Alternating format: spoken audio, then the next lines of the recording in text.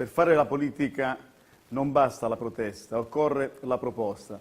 Abbiamo appena inviato a tutti gli amici che hanno dato disponibilità a collaborare con Italia dei Valori un questionario per vedere quelle che sono le priorità del sistema sanitario nazionale e come dalla base far affluire qui a Roma tutte le proposte che sono considerate prioritarie dai nostri amici.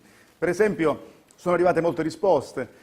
Com'è possibile conciliare un aumento della richiesta di sanità in un paese che invecchia e in cui vengono tagliate le risorse? 25 miliardi di euro sono stati tagliati negli ultimi 4 anni, quindi abbiamo meno disponibilità e un aumento della richiesta di salute. Questo è un punto importante. Com'è possibile risolvere il problema che c'è tutto italiano di 21 modelli di sanità diversa dovuta alla modifica del titolo V della Costituzione?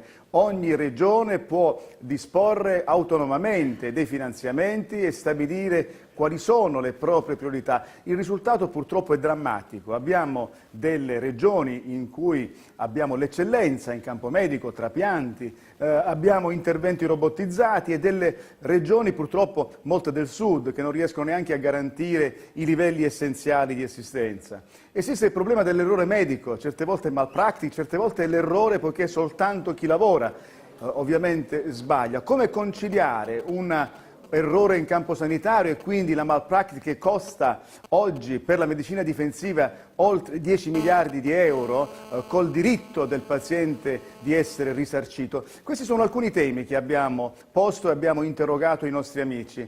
Continueremo in questa maniera per far sì che dal territorio vengano qui nella sede nazionale del partito tutte le esigenze specifiche di tutte le città, di tutte le regioni, affinché Italia dei Valori possa essere davvero il partito della proposta concreta e non solo della protesta.